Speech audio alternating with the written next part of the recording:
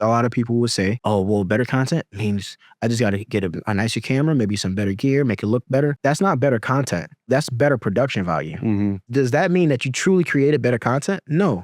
How do you create better content? By increasing your what's called content value, the information that's actually in the video. How do you know if that's good? Your audience will tell you. Yeah. They will respond to it.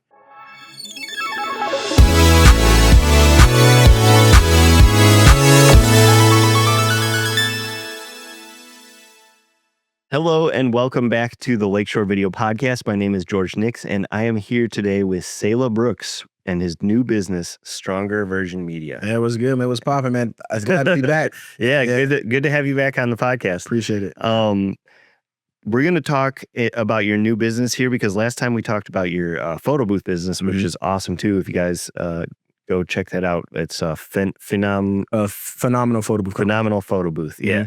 So go check them out. But we're going to kind of dive deeper into this new business venture that he has. He does these content creation seminars where he will teach you guys all about content creation, how to run it on your business and just boost those sales and everything else. So we're going to talk about where you can find those seminars later in the program. But right now we're just going to kind of dive a little bit deeper into his business and how he helps you guys out. So Selah, people chase numbers. How do you build a culture around your content instead of just racking up views? Yeah. So the most important thing is the clarity. So you will see a lot of people. You ever seen Martin with Dragonfly Jones? The guy be doing the karate, so you throw a lot of punches and stuff like that, but you're not hitting anything. So one thing that we don't want to do is we don't want to chase views because that's not everything. Everybody wants to go viral, right? But just because you go viral don't mean that translates to money in your bank account. Right. So it's all about clarity. So first thing, we're building a culture, and I would suggest, like for me, what I'm referring to personal branding. I think it's more important how you build a personal brand than, just going out and building it, right? Like sometimes you need that. Go be sloppy, go make mistakes, cool. But just having an intention, so the clarity behind it, right? So what I mean by that is, what kind of creator are you? So, you have 3 different kinds of creators. So you got influencers. That's more of like the lifestyle, hey, this is the kind of clothes I'm buying. And, because you're literally using your personal brand to influence people, right? Then you have the professional experts.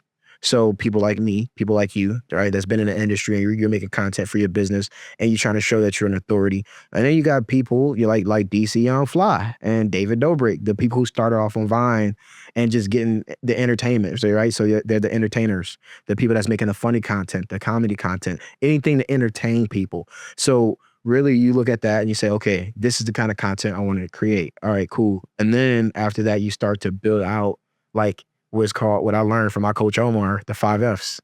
So it's fitness, food, fashion, family, faith. And it's just, again, for a personal brand. So those are your content categories. So now you got your content categories, you can start figuring, okay, well, I want people to relate to me. I want them to know, like, when they come to my channel, this is what they're going to get. Start filling buckets of content in those different categories. And next thing you know, you'll start to build a culture. And really what it is like, you have to know your audience too. That's really what the last thing is, like really getting down to it, right? So you have to obsess over what they want to watch. So, when people are leaving stuff in your comments, asking you to create certain videos, bro, they're talking to you.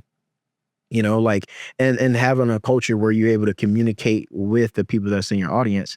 And over time, what you'll see is that since you built out your clarity, right? And for their personal brand, you understand the 5 F's and how to make content like that.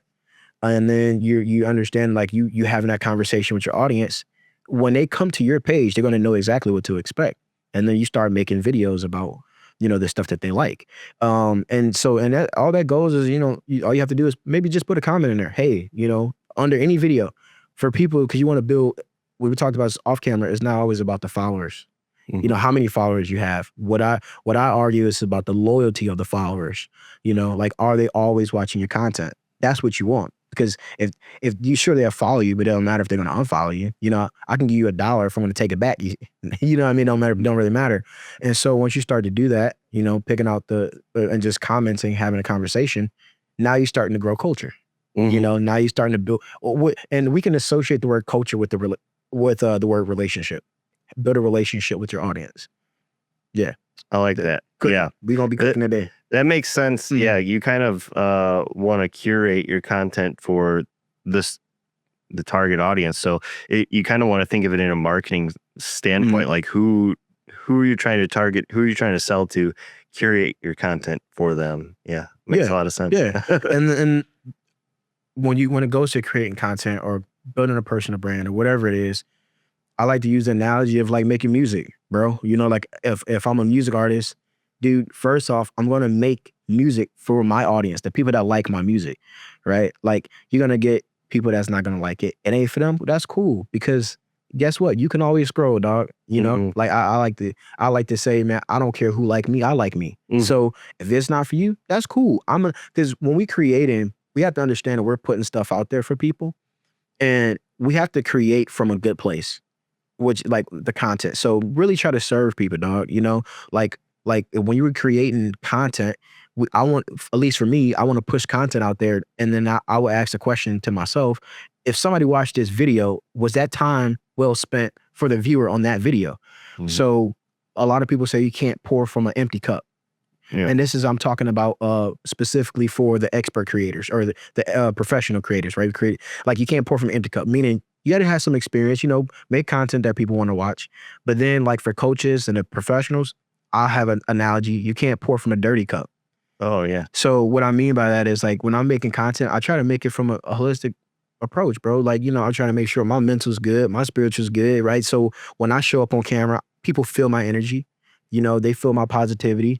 Because that's also what attracts people. You gotta be relatable. And so like if I'm pushing out good stuff because I'm taking care of myself, you know, I'm getting my sleep, I'm getting my rest, and I show up on camera excited to push that content out there, I guarantee you people are gonna tell the difference between somebody who's like groggy and you don't really want to do it. It comes off, you know? Yeah. And so yeah, man, like I'll just say you can't pour from a dirty cup, man. Make sure it's clean. Make sure you're good and you're prepared to send out a good message. Because that's really what it's about. Like every time I see you, bro, always smiling.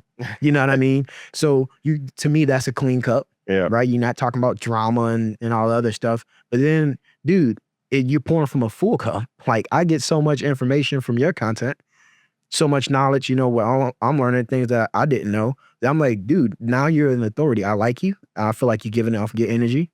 And then I'm learning at the same time. I'm going to want to come back.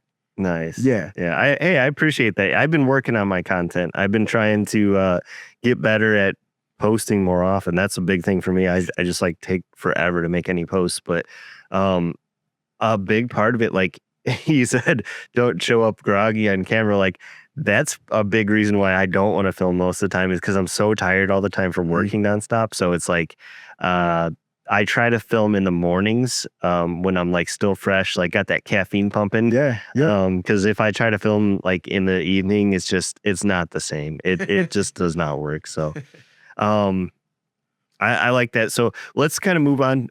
You talk about the vulnerability formula. Can you break it down and how do you share the message with your audience without looking like the victim? No. All right. Good question.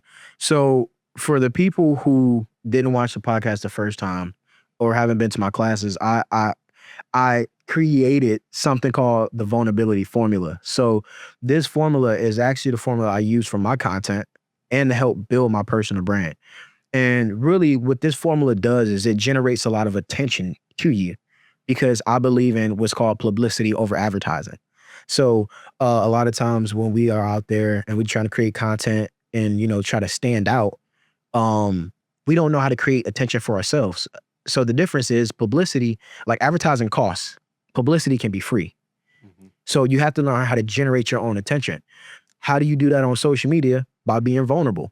So when you're just starting out, like let's say you just started a company or you just started your social media account trying to build a personal brand, what content do you have? Nothing, right? What you're going through as a business or what you're going through as a person on a personal level, dog, that is content. So when you start off by being vulnerable, you just share what you're going through. Those are it's rich content. So the vulnerability formula is here. I'm going to break it down. So vulnerability equals relatability, which equals memorability, which equals attention, which equals money. That's the long version, right? The short version is vulnerability equals memorability, which equals relatability, right? Mm-hmm. So, vulnerability equals relatability, which equals memorability. There we go. So let's start off with vulnerability. What does that mean? So that actually means creating a piece of content where you share a loss. Mm-hmm. Hey, for example, this is what took off from my photo booth business, right? All right, hey, I'm laid off from my job.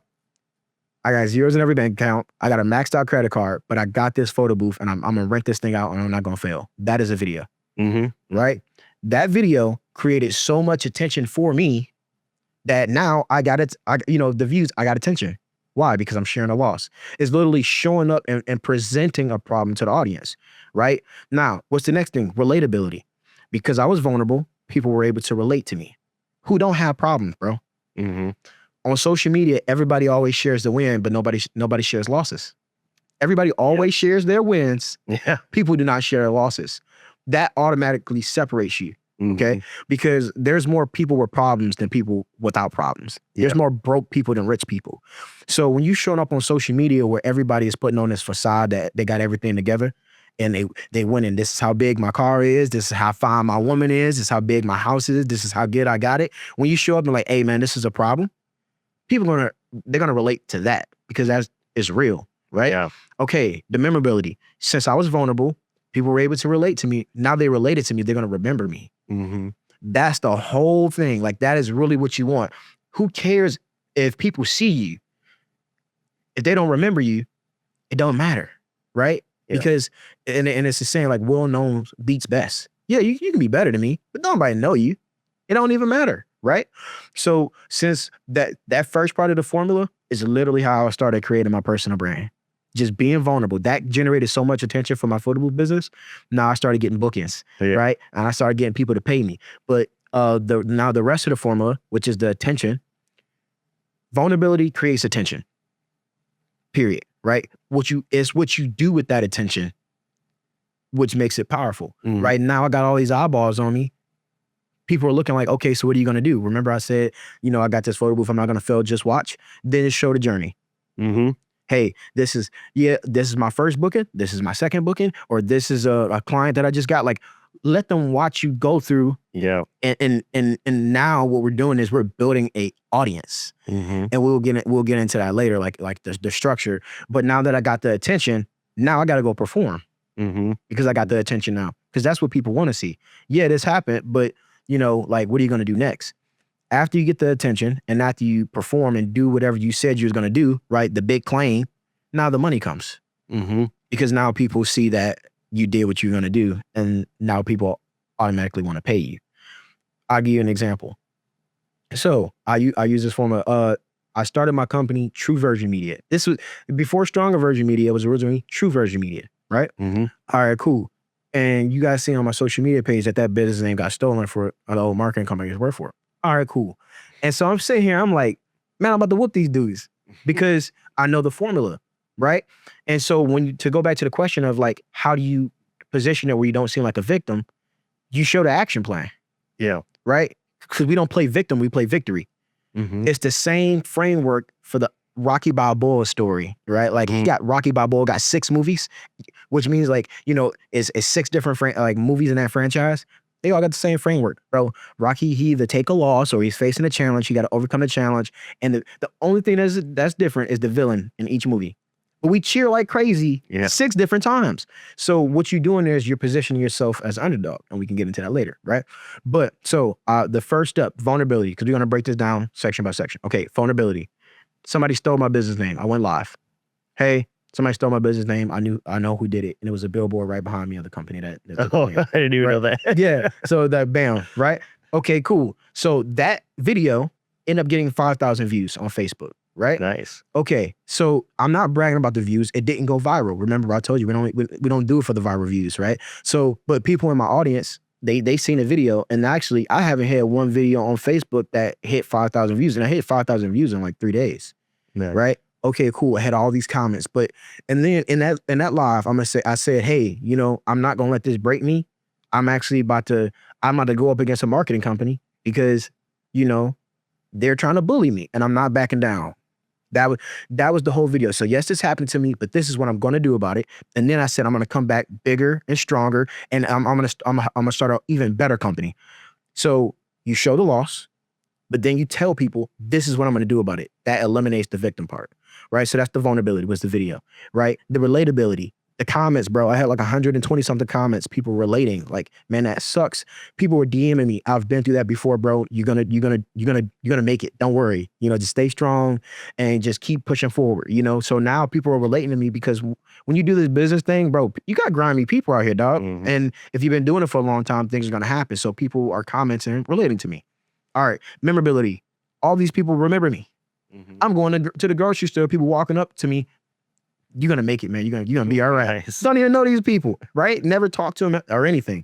Okay, so now we got that. That's the first part of the formula. The attention. Now that I got all the attention, the second thing I did was I just released screenshots saying like, hey, this was my business name. I did actually own it. This is the date that I owned it, right? Then I start releasing podcast clips. Hey, these are my podcast clips of everything that's happened to me. Because if you make a video, like if I just say, hey, they did this to me, that video looks like you're a bitter person ranting. But if the dynamic is different on a podcast because you're having a conversation, you put captions behind it, you put music behind it, it's really a diss. It's just packaged different. Mm-hmm. So now I'll put it out there. And so now people are understanding, man, dang, dude, this dude has really been overcoming things, Yeah. So that's the second thing. Now we get into like at the end of the story, there's always a happy ending, Mm-hmm. right? So this is where I just gave you the attention, right? Just putting the clips out there and generating it because now I got all this stuff on me, the attention, the money part. The launch party was actually a lead generation structure. Mm-hmm. So I threw a launch party. So, hey guys, I'm gonna release my new business name, my new logo. I'm gonna have a ribbon cutting. I got all these people attention now because I was vulnerable in the first place. Yeah. So now that I got your attention, I'm throwing a launch party. Come celebrate with me. Y'all already been following my content. You already been DMing me. So I end up getting 177 RSVPs for my launch party, right? So even though I knew 177 people won't show up, I still have 177 emails of people who fully support my content, right? Mm-hmm. Bam. So now I'm hosting a free masterclass, right? Mm-hmm. And this free masterclass literally teaches people the game. Hey, you guys want to know what all the hype about for my new business? I'm a coach, personal branding coach, content creation coach. Come to my free masterclass. So at the end of that masterclass, will be an offer for $150 to take my next seminar class. Boom, there go the money. My very first seminar, dog, I only had 30 people show up and I charged them $150. I made $4,000. I got all this attention on me. I promise you, my very next seminar, I'm going to do more than 30 people. Mm-hmm. The vulnerability formula is a money-making formula. But so people are like, bro, you went up against an established marketing company and won? Yes, bro, I whooped them dudes because I just followed the formula. Mm-hmm. Vulnerability, relatability, memorability, attention. Do something with it now that you got it. And then after that, what should you do? Go create money. Launch party. Lead generations. Everybody that signed up to come, man, I got all their emails. I had 60-something people come. If 60-something people would come to my launch party, you telling me they won't come to my free masterclass? Mm-hmm. Mm-hmm. Virtually? It's virtual. They don't even have to leave. Nice. So if they're going to come to my virtual masterclass and they already came to my launch party, they already been supporting my content, they won't pay me $150. Especially when I delivered the goods in the masterclass, of course they will. And I know they will. The vulnerability formula is what I call turning problems into profit. Nice. You give me a problem, I'm about to take that problem, since I know the vulnerability formula, and I'm about to go make some money with it. And that same thing happened with my photo booth business.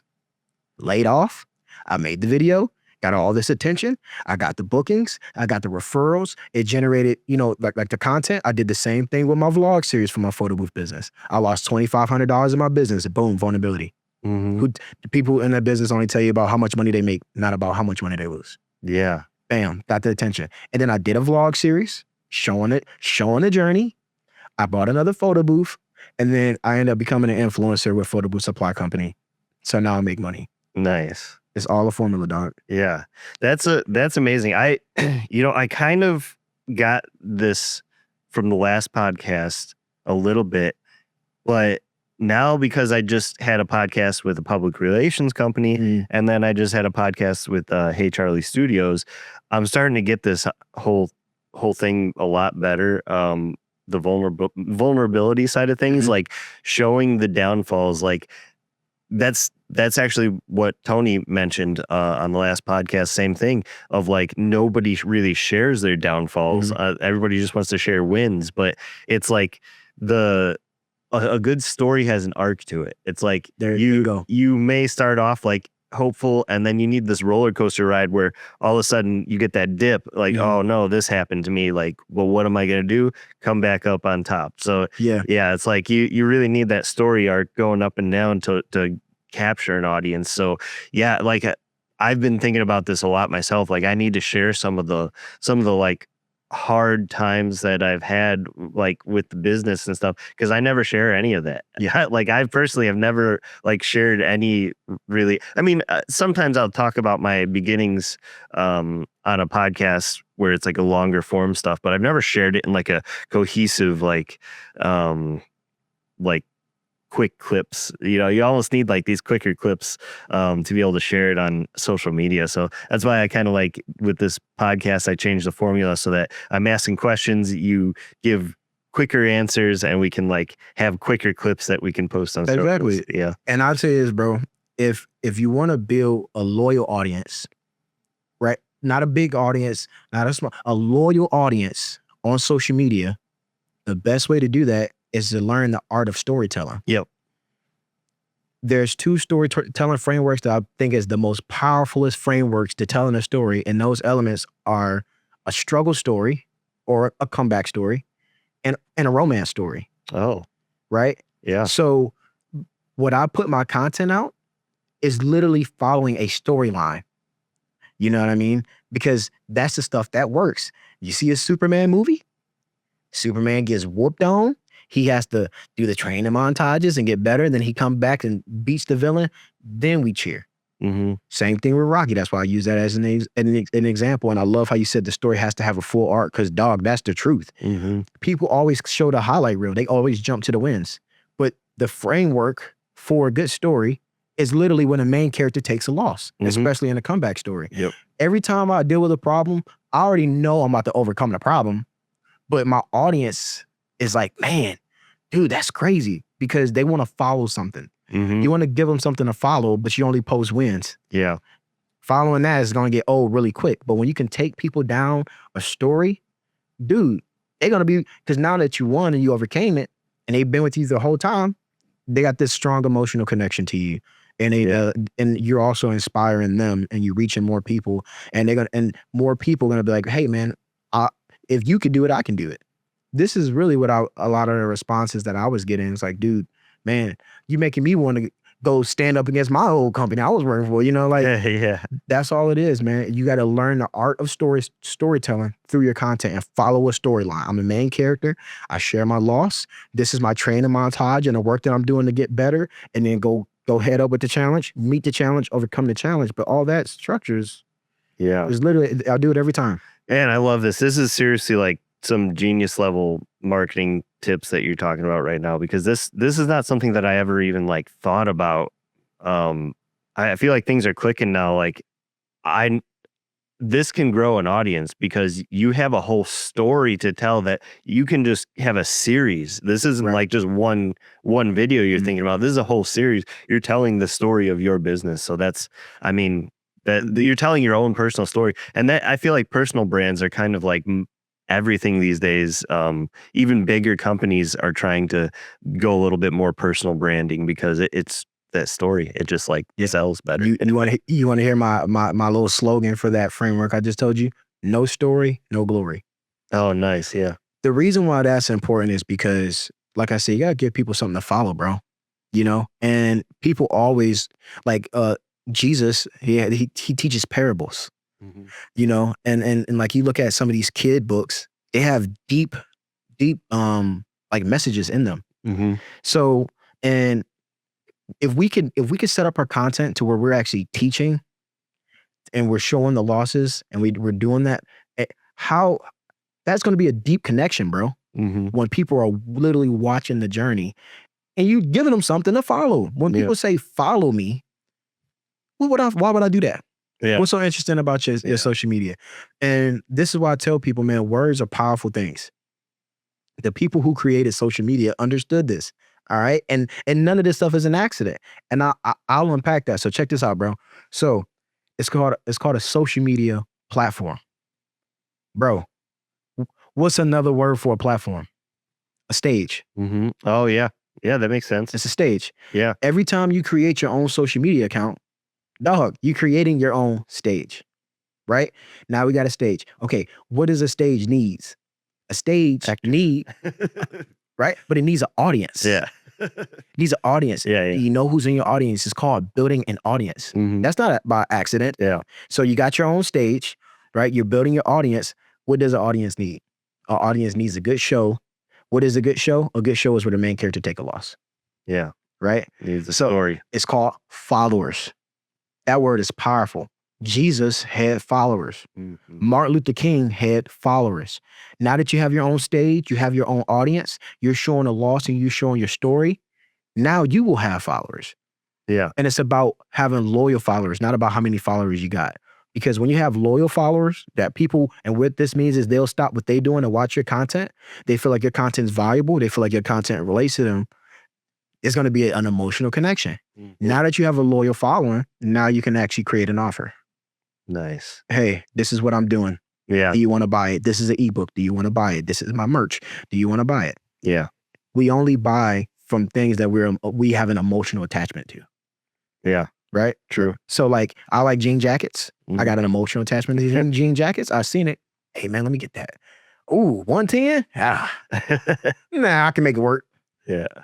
You know? Yeah. So this is the framework, dog. I figured all this out from just being on my journey and being broke. But if it works, I'm going to continue to run the play, dog.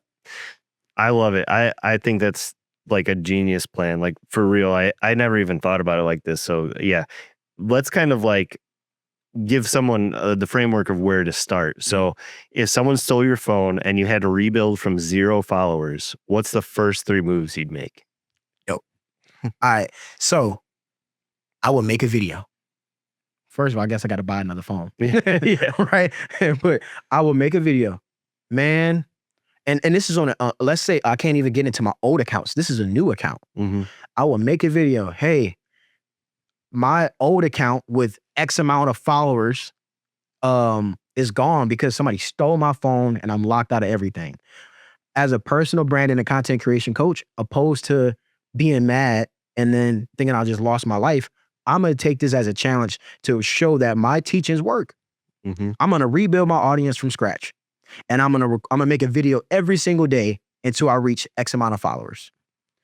That is, and then I'm going to do what I said, the vulnerability, right? The relatability. Man, dude, this dude, he just lost everything. Yeah. Oh my God, he lost his phone, he lost his followers. Oh my gosh, right? The memorability, because now people are going to remember me because they're going to relate to me in some kind of way.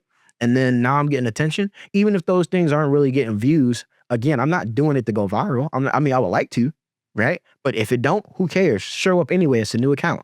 Just keep showing up and keep showing up. So that's the first step, right? First one is a video. And then the second step is I'm actually going to go do the work, right? Like when you put yourself out there like that, you have to do the work. Now you're in it. You can't go back, right? So then actually go through the challenge. While I'm going through the challenge, I'm working on the back end to create an offer. Hey, if you want to learn how to build your audience from nothing to X, take my class. Bam. That is the 3 steps because I'm trying to turn my problem into profit. Yeah. How could I turn what I'm going through into making money? Just turn your loss into a win. Into a win. And bro, I had this quote at my launch party that I came up with because I truly, truly believe in this, bro. I put a true hustler knows that the situation does not determine your outcome. Perspective does. It's the eyes that you choose to see it with. And since I know this is exactly why I turn losses into lessons, right? And then I said losses into lessons. I turn setbacks into comebacks and problems into profit. Nice. The last thing people want to do is give me a problem. I swear to God, I'll flip it. Yeah. I will flip it because it's perspective. When you have a problem, it is a problem, and don't get it wrong. But don't go through a problem without learning. Don't go through a problem without coming back from that problem. And don't go through that problem without making money off that problem. Anything that you see that was ever invented, it was a problem for somebody. Yeah. And they just made money. Yeah. That's what making money is about. Just solving problems. Yeah. That's awesome. I love it. So how can a creator with only a few hundred true fans start making real money without waiting to blow up first? Okay. So this is dope because I've actually tried this. And so if you're a creator and you want to try to make money without waiting to blow up, meaning getting paid from YouTube or getting checks from Instagram, that stuff takes time. What you can do is you have to be strategic. So I did this to actually start my media company right now, because when I was doing photo booths, people was telling me how good my content was and the personal branding and video editing or whatever. They asked me to show them for free. I was just, because I believe knowledge is meant to be supplied, not denied. I was just showing people, right? And so what I did was I showed one of my homies. He's like, bro, this is so good. Yeah, I'm learning a lot. What you should do is you should host a workshop and then charge people. I'm like, man, you smart. Right? I'm like, all right, cool. So what I did was, I know I have an audience at the time. It was on Facebook, and I had an audience of 1,500 people. Cool. I was like, I'm gonna put a teaser out there. This is what I call a feeler post. Don't just do things without knowing a demand for it, because once you put it out there, sometimes you can't take it back, or sometimes you're just gonna look goofy. So I said, okay, I'm gonna put out the demand. If I'm gonna make a post, and if people think that they want to take my class or they want to learn from me, I'll do it. If enough people say yes, I'll do it. And if not, then I won't, right? So I made a post on Facebook. I said, if I hosted a personal branding and content creation strategy workshop, who would show up? That post, regular post, not a video, just a text post, 56 people raised their hand and said, I would like to come to that. Nice. Oh, that's dope, right? Now, they didn't know that it was going to be a paid workshop, right? But I was like, okay, cool. 56 people. Let me go back and create an offer. So I was like, I'll do a 2-day workshop, personal branding the first day, content creation the second day, and I'll charge $150 for a two-day workshop. Okay. So I hit up all those people because that filler post was actually a lead list. These are warm leads, dog. Yeah. These people didn't raise their hand and say they're interested. Gotcha. Right? Cool. So now I put out the offer. Hey, this is what I'm doing. 2-day workshop, $150, it's in person. And so with that, 56 people did not say yes to the offer, but 30 of them did. Oh, nice. $150, 30 people. I made like $4,000. Yeah. A small audience. I generated my own offer. I generated my own income. I didn't wait for a platform to pay me. So that is a strategy that you could do. The reason why that strategy worked is because I showed videos of me at my lowest point. Yeah. So they seen the growth. They seen my content get better. They seen me get better. They seen me being on camera become better. I got better. So when you have an audience that grows with you, dude, that's establishing trust. The two most important things that you can have in this world today is trust and attention. Yeah. That's why the vulnerability formula is so important. Yeah. Because you can have a trust, but if one person trusts you, that's not a lot of money. And here's the other thing. You don't need a huge audience to get paid. And I know we talked about that last time, right? And so, man, it's 2 people in this room, but if 2 people pay me $150, I still got paid. Yeah. If 15 people pay me $150, I still get paid. If $5,000, 5,000 people pay me $150, I still get paid. So what's the elbow, Selah? Like what's the point? The point is you still get paid, bro. Yeah. You don't need a huge audience to get paid. The reason why that's important is because in today's society, 15 people, 10 people, 5,000 people, man, that's not a lot of people, right? That's like you got 5,000 views. Man, that video sucked, right? It's because we've been conditioned to think that way. Would you like 5,000 new clients? You know, like, would you want, if 30 people pay me, I got paid from 30 different people, I'm cool with that, because it's about the loyalty. If I created an offer, who would pay? Yeah. That's really what it's about. The next strategy that I would do if I was a small creator and, start from nothing, is something I learned from my coach, Omar, is he talks about sponsoring yourself. So when you're on YouTube, instead of, hitting 4,000 watch hours and blah, blah, blah, blah, to get a check from YouTube that's probably about to be poo-poo, bro, why don't you sponsor your own videos? Yeah. So he says, upload a video longer than 8 minutes. Don't let it be 7 minutes and 59 seconds.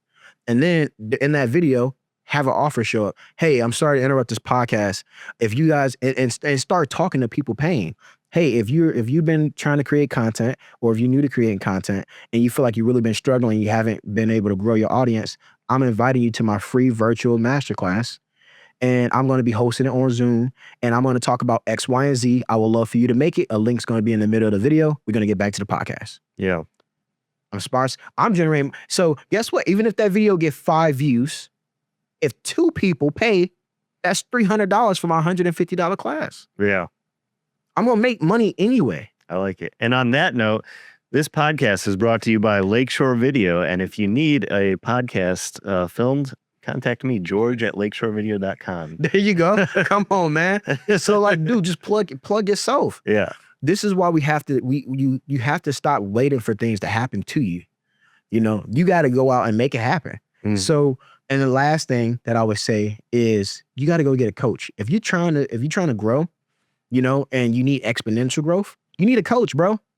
Because sometimes we know things, you know, like, of course we know how to do it. We can do it. But how long is it going to take you to learn? Yeah. When you have a coach, because my coach told me, if you don't have a coach, if your coach does not have a coach, you got the wrong coach. Yeah. And she said, when you have a coach, you're paying for speed. Instead of me taking 3 years to learn what I need to learn, it's going to take me 1. Yeah. And now I'm about to go straight to the money. So those are my 3 different ways that people can literally just start growing their stuff. Hell, don't just choose one. Do a combination of all of them. Yeah. Yeah. No, I like that about the coach aspect that you mentioned, because I feel like when I was starting my business at, 24 years old, I did not seek out like a coach or someone to like guide me. I kind of was just like, I'm going to do this on my own. I'm going to struggle my way through it. And I did. I struggled my way through it, but it took a long time to finally become successful at it. Like it took me 6 years before I finally like started making a little bit of money. And even a couple of years later before I finally was like, okay, I'm doing decent for myself. Yeah. I can like buy a house, Yeah. So I feel like I would have sped it up so much had I just found like a coach or a mentor, somebody who's like already established in the business and they could take me under their wing. Like I would have learned so much faster. And now I feel like I'm doing this podcast almost because I get a bunch of coaches now. I get you to coach me. I get Tony to coach me. I get Samantha from Exclusive PR to coach me. So like I get to kind of get everybody's perspective on these sort of topics. So people like you make the best coaches, bro. And I hope you know that. And I'm being dead serious. The people that actually didn't have a coach. Oh yeah. And they went through it. Yeah, because I struggled my way through it. So it's like I know, like, hey, this for real. You need to listen to this because this will save you so much heartache. Yeah. So I mean, honestly, I recommend if you know something really, really well, and if you're an expert and you really got your information and you know what you're talking about, go coach. Yeah. Be a coach, because instead of going to go do the thing, you can get paid to teach people how to do the thing. Yeah. The problem with our industry and pretty much the world, nobody want to give the game away. I know a guy named Jeff Rutherford. He has his own podcast. Shout out to you, Jeff, big dog. Shout out to also my coach, Rachel Gary. Shout out. Right. So he put me on game. It's a guy in the Bible. His name's King Solomon. And they say King Solomon was the wisest man that ever lived. But since he had so much wisdom, he was the wealthiest man that ever lived.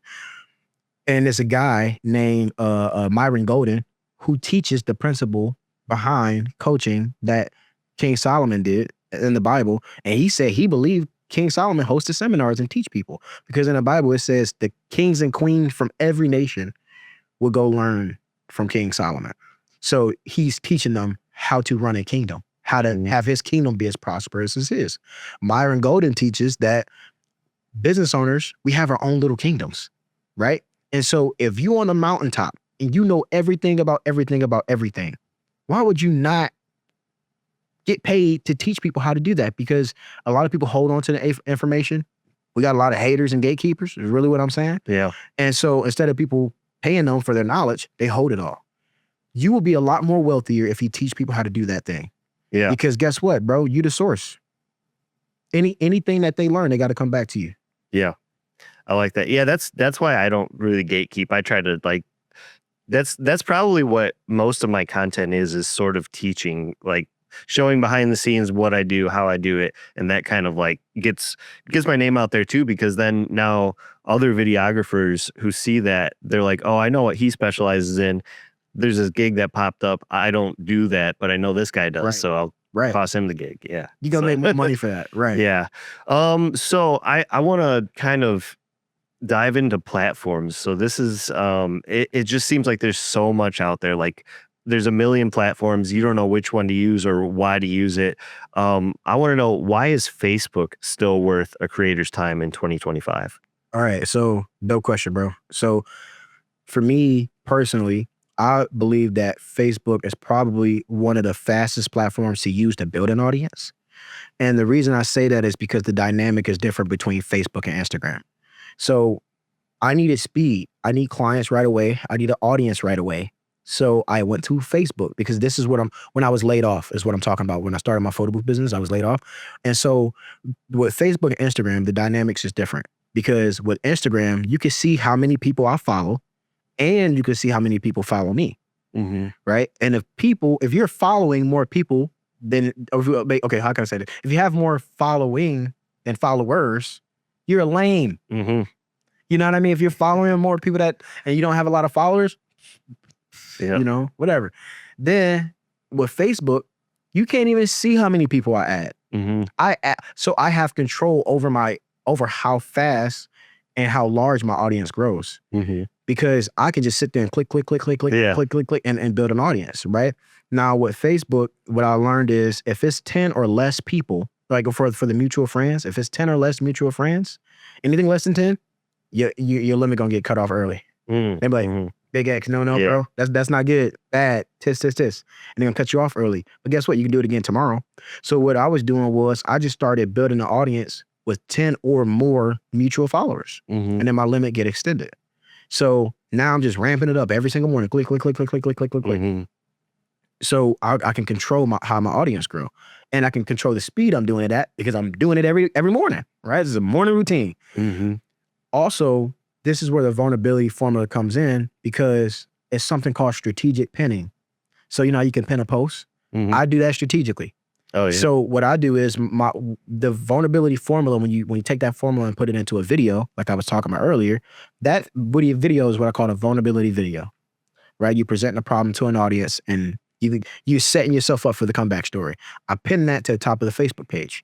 So when I'm adding all these people with mutual friends, I know good and darn well they don't know me. They're like, man, what's this dude about, right? And then they go and they see that video and then it sells them on me. Mm-hmm. Oh man, I like that dude, man. That's pretty cool. You know what, man? Because it's a vulnerability formula. They're not gonna dislike the video. If anything, they're gonna be like, man, that's awesome, bro. Good for you. You can do it. Bam. Now I got you in my audience as an emotional connection. Nice. So this is why I was using the Facebook platform, and I think it's a lot easier to use this platform too because it is a lot easier to get views. It is a lot easier to get engagements from people. I will post the same video on Facebook and Instagram, and the video for Facebook will outperform better. I don't know why. Yeah. It's just how it works. And then I also believe with the Facebook platform, man, you have to know your targeted audience. So for me, for a photo booth business owner, with Instagram, I didn't know if that was like the platform that I would go to sell. And some other photo booth businesses might tell you differently because I know a lot of people do use that. But for me personally, like in my local community, like locally, I know for a fact that the older people use Facebook and the older people who got the money. Anybody that's 30 and up are my clients. Yeah. So that's where I'm going. And I can see mutual friends. So I'm like, oh, he know him, bam, bam, bam. And eventually, those people are going to start talking. And, now you're building a reputation. So I think it is worth creators' time for a Facebook page if you're doing it strategically. Obviously, is per industry, per this and that. But if you need to grow audience fast, and you're trying to build trust fast, and you want to have control over how many people you can add without your actual audience seeing that, bro, go use Facebook. Yeah. Yeah. I like that. I still believe you can make money from that. Yeah. And, kind of the differentiator with Facebook for me that I've noticed is like other platforms like, say, Instagram, TikTok, or even YouTube, they're appealing to a wide audience. Like you're really trying to have like the broadest audience possible on those particular apps because that's just what gets you a lot of views. And kind of like, I feel like Instagram specifically, people want to see how many followers do you got? They want to see like, oh, they got a lot of followers. trust them. They know what they're doing. But like you said, Facebook, you can't see the followers, and Facebook has this unique thing where it's very personal to your location, Right. because there's so many of these like community groups around. Like there's a Crown Point community group, there's a Valparaiso community group. Every town kind of has their own, and those are all just people posting about the problems that they have in that community. So it's like, if you join those groups and then you like add people who are within your community, those are, if you have a business, those are the people who are going to hire you. People local. People aren't going to hire you halfway across the world if you don't have something you can offer them halfway across the world. So it's like, if you're a local business and your target audience is like selling or providing services to local people, then I think, yeah, Facebook is like really where you need to be to find those local eyeballs. And you're exactly right. And I'm going to tell you some secret sauce that I give away at the seminar. So when I'm building an audience, I put people into 2 buckets, 2 different categories. You got the people that pay me and the people that yay me. So the people that pay me literally see my content and engage my content. They'll hit me up on Facebook and they'll book me or they'll take my class. Thank you. Right? Those people are very, very important.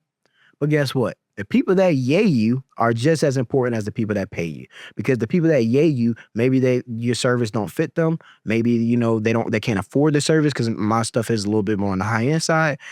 We have to stop dissing people for not physically paying us. Oh, y'all don't support me. No, bro. I take support in all forms. The people that yay you are the people that's recommending me in these Facebook groups. So it was a post saying I need a photo booth, and like right away a guy canceled. All right. There was 17 or 19 comments. 17 of the 19 comments said Selah, Phenom photo booth, Selah. Nice. So who do you think she's gonna pick? So the people that yay you become your sales reps, dog. So how do you get that? I recommend you in those groups. Yeah, I know. Which I appreciate. Yo, thank you all the time. I see that, and I appreciate that. But this is why I think it's so powerful, because in the local community, if 19, you had 19 comments, 17 out of the 19 people told you to use me, and then you don't, you're gonna look goofy if it doesn't perform well. You're like, man, did you go with Selah? No. Why? Because now it's just based on. It's a vote. I got that peer pressure.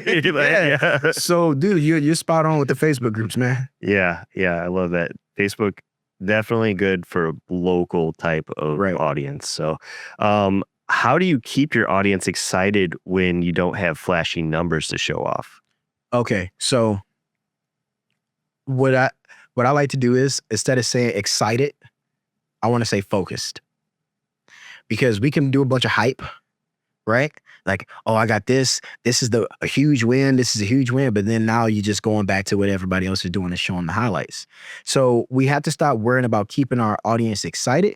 We need to worry about keeping them focused. So literally just stay consistent, showing the projects you got in the pipeline, like easy things. And so again, my coach Omar, my homie, he says that don't create content, be the content. And this can work for businesses, and this also can work for personal brands. So when it says be the content, I'll give you an example. So if you really putting in work out there and you're really, really busy, your calendar should be full, right? Okay. Your calendar becomes your content. I woke up this morning, I went for a jog. Remember I told you the 5 Fs? Those are category buckets, bro. I went for a jog. That goes under fitness. And then I just had this, this is my little shake that I had, my try to get my muscle on, my workout on. That goes under food, right? Then you can literally say, hey, man, I'm shooting a podcast today with Selah, because your calendar, what you're doing throughout your day, becomes the content. If you want content on easy mode, let your life be the content, dog. You are the content. Yeah. And so this is how you just keep them focused. And when you keep them focused and they see you constantly building and working up to said thing, that's where the excitement comes from, bro, because they see the work.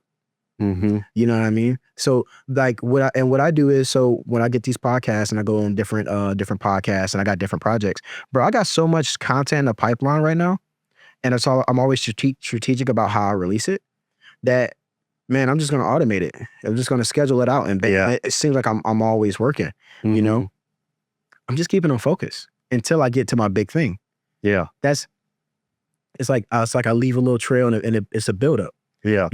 And so same thing with that formula. the framework I'm teaching you right now is keeping them focused instead of excited. Because okay, let's say like this: if you're always excited, it's gonna burn out quick, right? Mm-hmm. It's because the audience, you gotta, like, let's say if like, oh man, I just won $1 million. Okay, cool, that's great content, right? Your audience is gonna go crazy. But if you keep doing that, they're like, whatever, that $1 million ain't nothing. Yeah. So now you got to up the ante. So now you're really competing with entertainment. Yeah. You know, Right. and this is why when you see people, they create like the dancing trends and they do the TikTok trends. If you watch any of their pages, those are the highest performing videos. And when they don't dance, they don't get views or they don't get the same engagement. So now you have built an audience that you have to keep entertaining, even though you probably don't even like doing the dancing trends. Yeah. So that's why I don't do it based off the excitement. I do it based off just staying focused. And so basically you want to build your way up to the big thing. Same thing what I told you about with the launch party. Hey, lost a business and I just kept showing what I was doing to the actual launch party. Now people can go crazy. Yeah. You know, so you got to put those big pops, you know, few and far between, and then get back to work. And you know, that's how you're going to keep them focused, not excited, because you don't want to you don't want to be trend chasing. You don't want to be doing all this stuff that you really don't want to do. You don't want to be competing with your last highest view video. You want to stay to that culture that we were talking about for content. Yeah. You know, and keep people excited really about you. They're following you, dog. Mm-hmm. Yeah, I like that. And I feel like I'm learning so much that I'm going to change my own content strategy, because just sharing my journey, there's so many little losses that I never share, that I think something as simple as like, man, I got this shoot coming up and I don't know if I have the right gear to cover the shoot.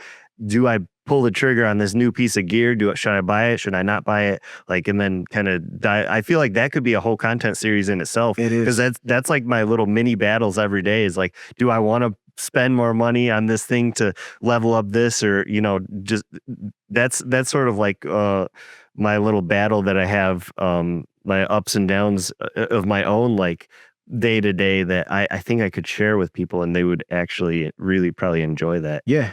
So see, now you're having these brain unlocks. Yeah. So I'm gonna tell you this, because I know we keeping it moving, but this is something that I'm gonna start doing actually for my content, and I'm gonna share with you because you're my homie. So this is what I call conversations to content. When you're struggling with content, I would suggest, or I would argue, that you probably don't have very impactful conversations surrounded about what you do, like around, you know, like your expertise. Mm-hmm. The reason I know that is because when you talking to people, and like, let's say a friend or a buddy, about what you do, all those conversations, if you're really good at what you do and you really care about, you know, teaching who you're teaching, those conversations are like mini master classes. Yeah. So like, if you, like right now, we're having a conversation, bro. Mm-hmm. If the cameras even wasn't here, you know, if no cameras was here, you still would learn a lot. Yeah. I am dropping a mini masterclass. Mm-hmm. So when you have more impactful conversations, you have more intentional conversations, just literally keep a notebook. I got a notebook right now in my car, right? And if I had a conversation with somebody like, man, that was good, I'm writing that topic down and I'm writing the bullet points on what I told him to do, because that is content. Yeah. So now I'm going to go live. Hey, if you, like, I was talking to my buddy, right, with content ideas. Hey, if you are struggling with content, that's how I came up with conversations as content. If you are struggling with content, I'm going to give you the easiest, I'm going to put content on easy mode for you. Have better conversations. Yeah. Have more impactful conversations. Every time somebody asks you a question, you need to figure out how you can turn that conversation into a masterclass. Give that person so much information and drop so many gems that, and you take those notes down. That is a YouTube video on long form content. Man, you just gave me a really good idea. So I tend to, like, whenever I'm like stressed out and stuff, and I have like things that I'm like trying to figure out how to do this shoot or whatever, I will call my mom and talk to her about the shoot, even though she has no idea what I'm talking about. Yeah. Like, I'm just rambling about gear and this and that, but it's like, that's my outlet to, like, I figure it out on the phone with her, even though she doesn't really say much. It's just somebody to listen. So it helps me, like, work out in my mind, like, how I'm going to do this shoot or whatever.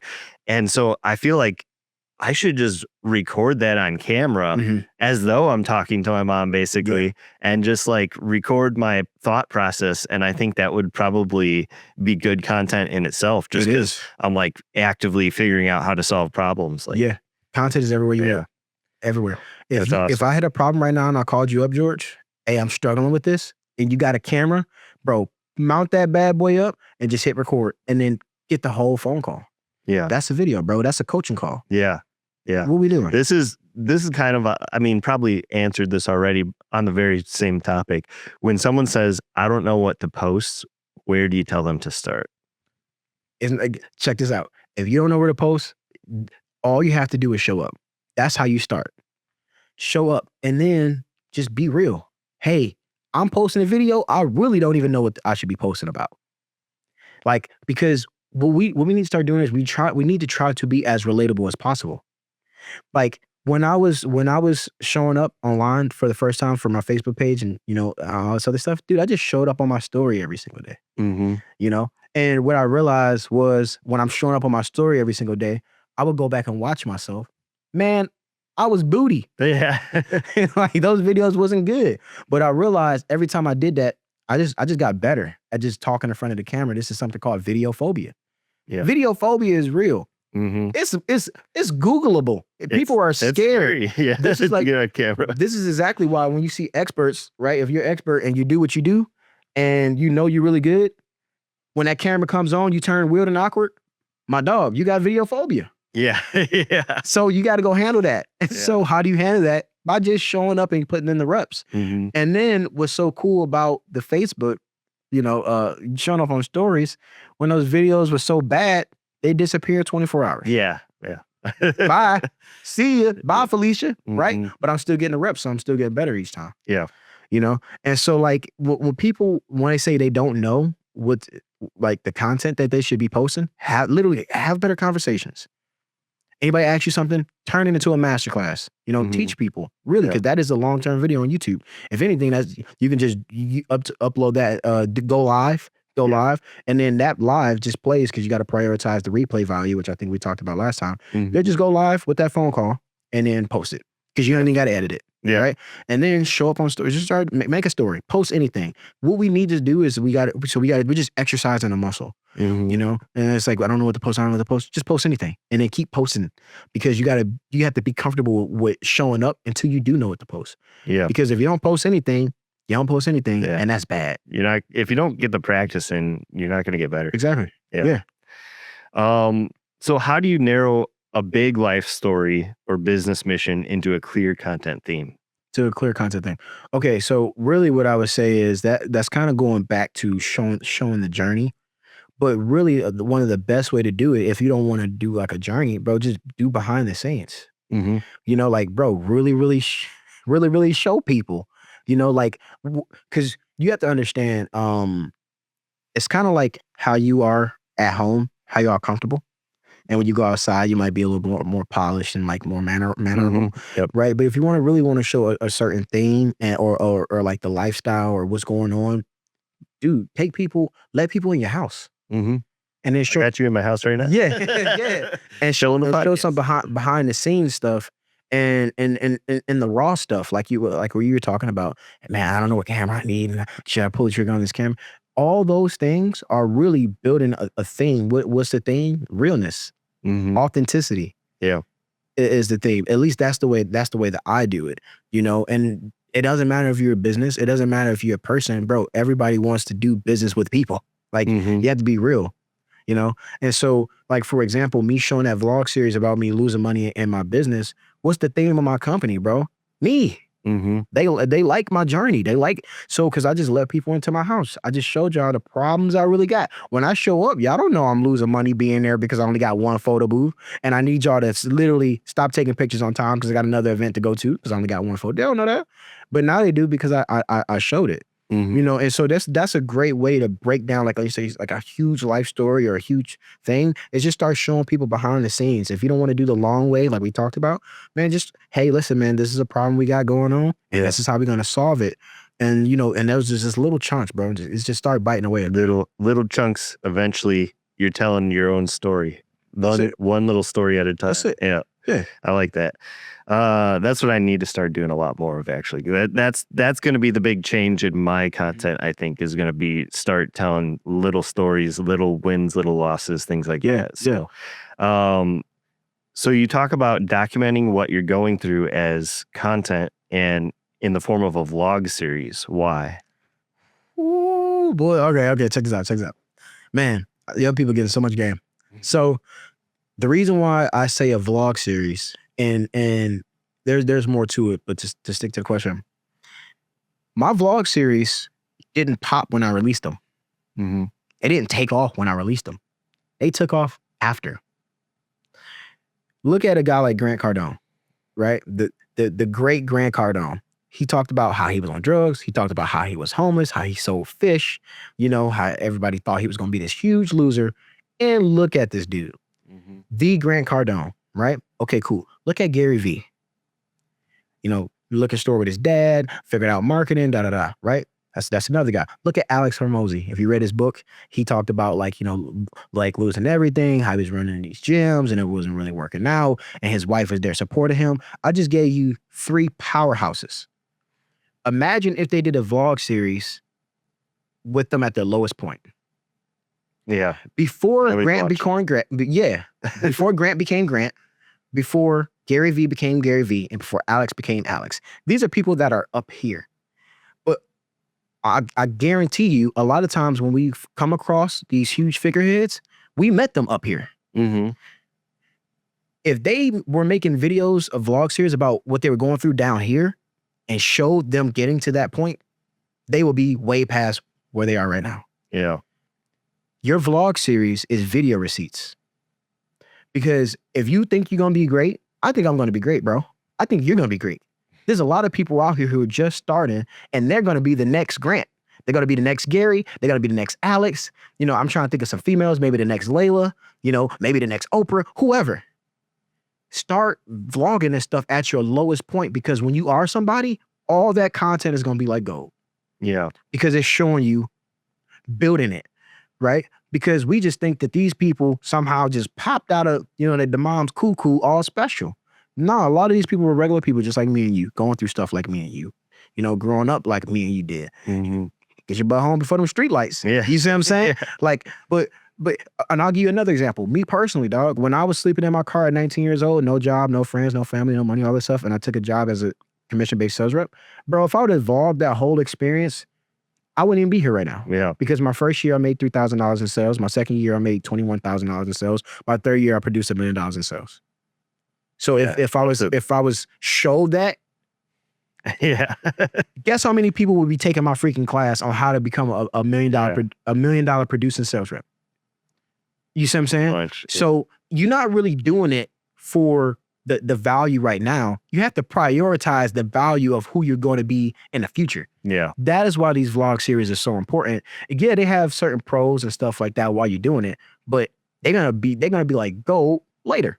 Yeah. If I produce, let's say, $1 million a year photo booth business, those vlog series are gonna be like gold, bro.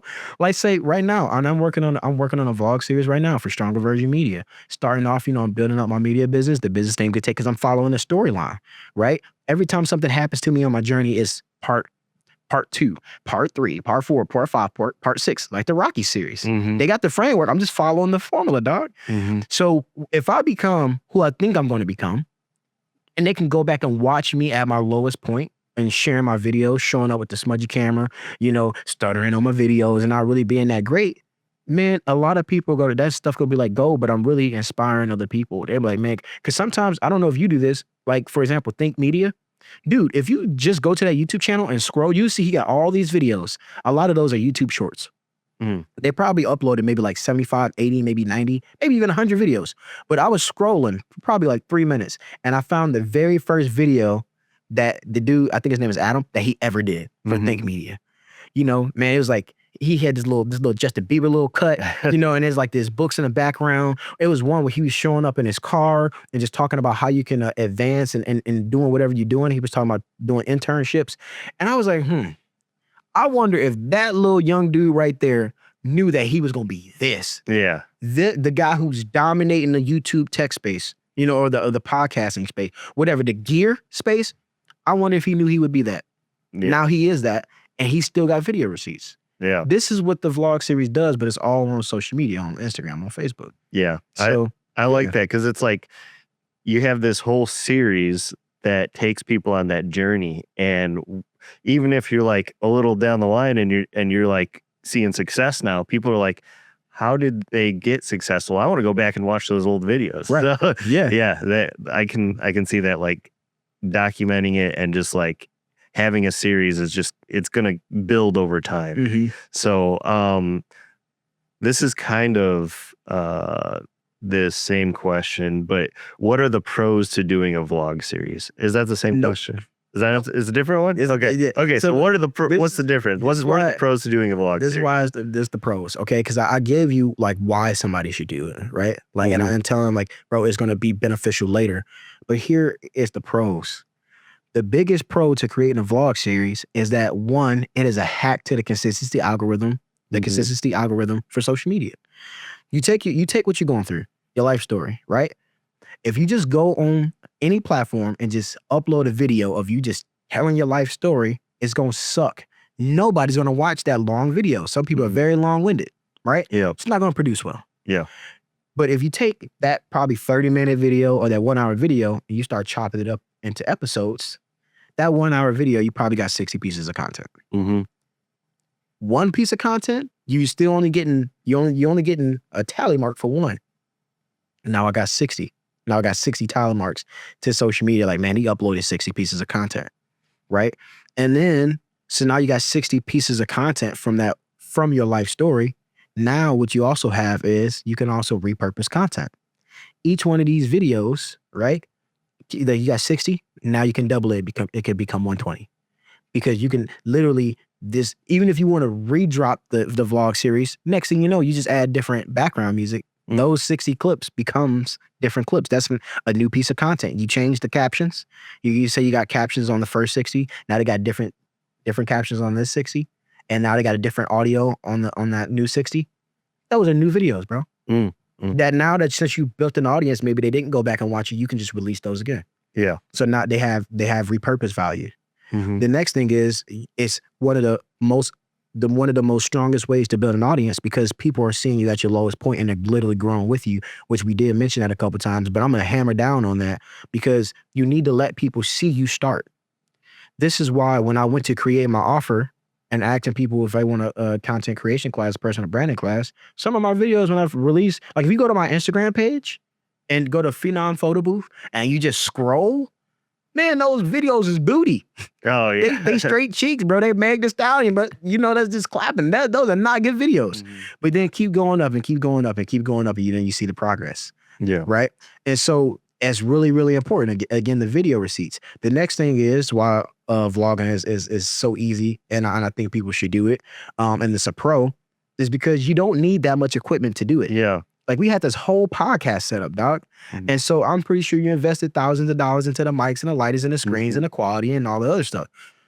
If you want to start a vlog series, you really only need 3 pieces of equipment, right? You need a tripod, you need a light, and then you need mics and a phone. So if you want to start you need 4 pieces of, you need 4 pieces of equipment: your phone, a light, for better lighting, maybe you're shooting inside the house, a tripod, and a wireless mic. And that, so it's really budget friendly to start creating content. Yeah. To do a vlog series, because that's all you need.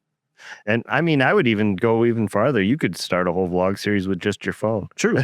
Yeah. But and you can. Having the tripod might help a little bit, right? Sometimes. And then the light, and then the mic, and then you snowball into, should I buy a bunch of cameras like me? No. No. I really think that like where everything's moving is just filming everything on your phone. Right. So. Yeah. Because a lot of phones are 4K quality now. Yeah. And so you literally, what I teach in my class is your phone is a video production device. You just literally have to learn how to unlock your phone in order for it to become a video production device. Stop going on the default settings, bro. Learn how to work your camera, bro. That's literally what it is. Yeah. Right. And so when you talk about vlogging, man, there's so many pros to this element, because again, bro, like it's minimum equipment. You can literally do it anywhere. It has a repurpose value. It has consistency value. It has building a value and building an audience. So why wouldn't you do it? Yeah. You know what I mean? Like, all these things I just start figuring out, man. I'm just like, just start testing and whatever. And I'm like, bro, this is literally why when you ask me, well, if I lost my phone and I told y'all I'll make a video and show the work, that work is the vlog series. Yeah. of me building an audience. Hey, I got 1 view. Now I got 2 views. Now I got 5 followers. Now I got 10 followers, and I just built it. So if you want to take my course on how to do this, go watch the video receipts, bro. Yeah. There it is. Yeah, I love it. And then once you build an audience with using your phone as your content creator, basically, I think when you reach a certain level and you no longer have time to be doing this stuff, then you come hire me, and I will film this stuff for you, and I will make sure you look good. You don't have to worry about anything. I'll do all that side of it for you. So. But yeah, that's all the questions that I had for today. Was there anything else you wanted to sort of add? I will say this. So I think it's really important for people to understand this, because I'm dropping so much game for you, right? A lot of people don't know, bro, I went on my journey last year, 2024. It's 2025. Everything that I'm sharing with you right now, I learned in a year's time. You would be thinking I did this for maybe 10 years. Yeah. No. The most important step in the journey is the first one. Just get started, bro. Yeah. You know, like they would say, what's the best time to plant a tree? You know, it's 10 years ago. When should you plant your next one? Right now. Literally, just start right now. Anybody watching this, bro, just start today. Once you start your journey today in building a personal brand or creating content, and you stay on that journey, you never know where you're going to end up. I'm not the most consistent. I struggle with consistency.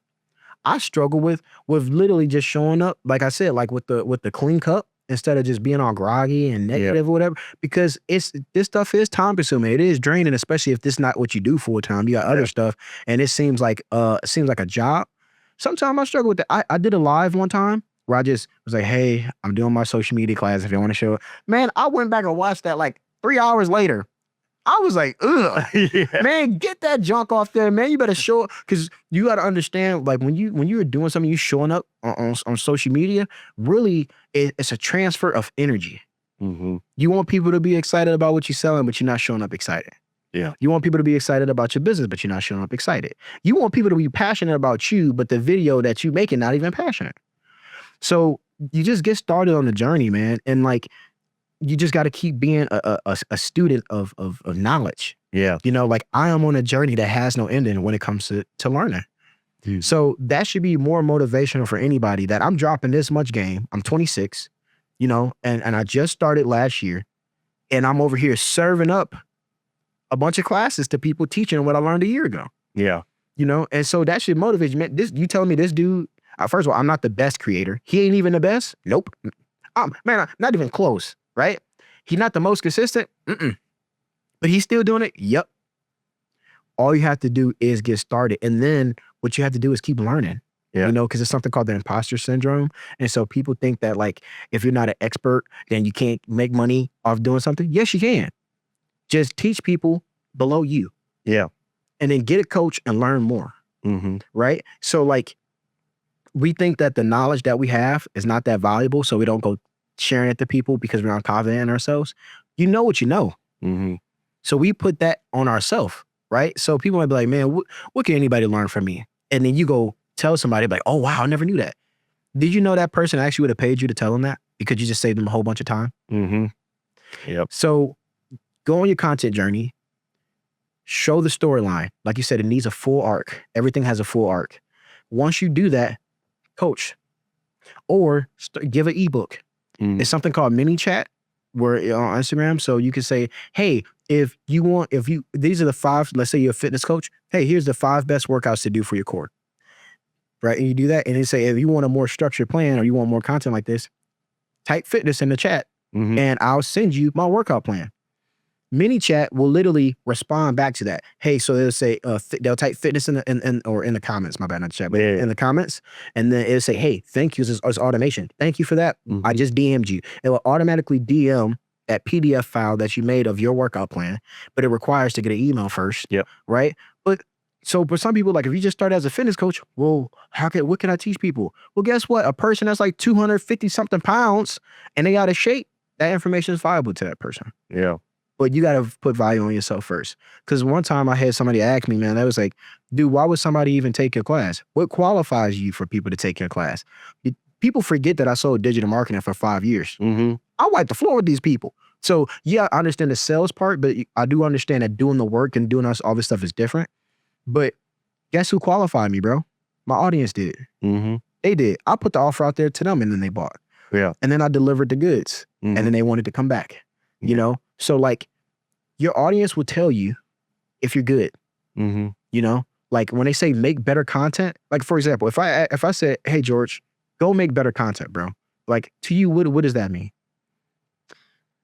Well, it's gonna be trial and error of seeing what works and what doesn't. Okay. So All right. I mean, to some people it might mean just making it look better, but that I think it's way more important to have like the actual like deliverables like perform better. That's like what you're trying to do. So yeah. Okay. So you're exactly right, bro. Because a lot of people would say, oh, well, better content means I just got to get a nicer camera, maybe some better gear, make it look better. Better. That's not better content. That's better production value. Mm-hmm. Right? Like production value, for anybody that don't know what production value is, lights, mics, gear, like the more fancier it gets is anything that makes the video look or sound better. Yep. Right? Like that's called high production value. And if you guys want high production value, contact Lakeshore Video, George at lakeshorevideo.com. Hey, keep plugging this up. Contact this man. He telling you. Right? So that's high production value. But did that mean that does that mean that you truly created better content? No. No. How do you create better content? By increasing your what's called content value. Mm-hmm. The information that's actually in the video. How do you know if that's good? Your audience will tell you. Yeah. They will respond to it. Trial and error. A little bit of that. Right? So, man, anything, just go on the journey. Yeah. And then, like you said, trial and error and learn. Because, bro, I started learning all this last year with zeros in my bank account. Yeah. And I think it's important to stay humble, too. Mm-hmm. Like, for instance, I've been a video professional for 15 years, shooting videos professionally, making money off of it.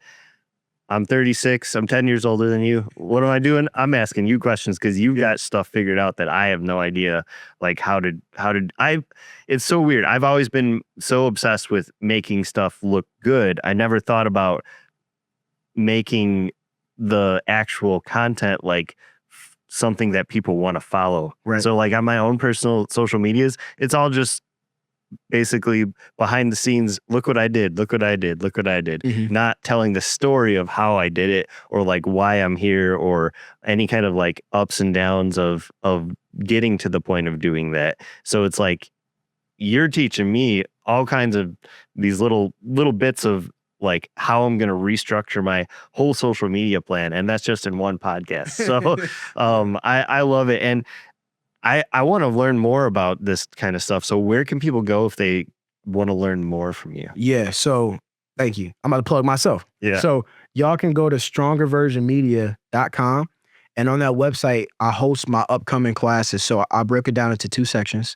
So I have a personal branding class where I teach a lot of these frameworks. And then I have a content creation class where I teach a lot of content frameworks. And in these classes, they're about an hour, sometimes an hour and 15. But I host these once a month. So if anybody wants to join, you'll go there and then you'll register for the class. It's $150 each. So you can take whatever class you want. I encourage you to take both. But whatever class fits for you, you will go ahead and you would take that class. And then I will literally just drop a whole bunch of game and a whole bunch of knowledge. And I do these every single month. Very cool. Yeah.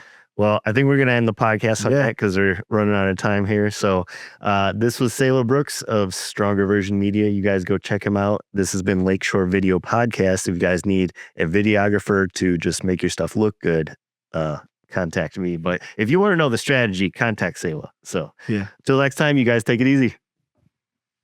Man, dude, it's just feel like I appreciate it, man. That was awesome. I feel like I learned so much from you, honestly.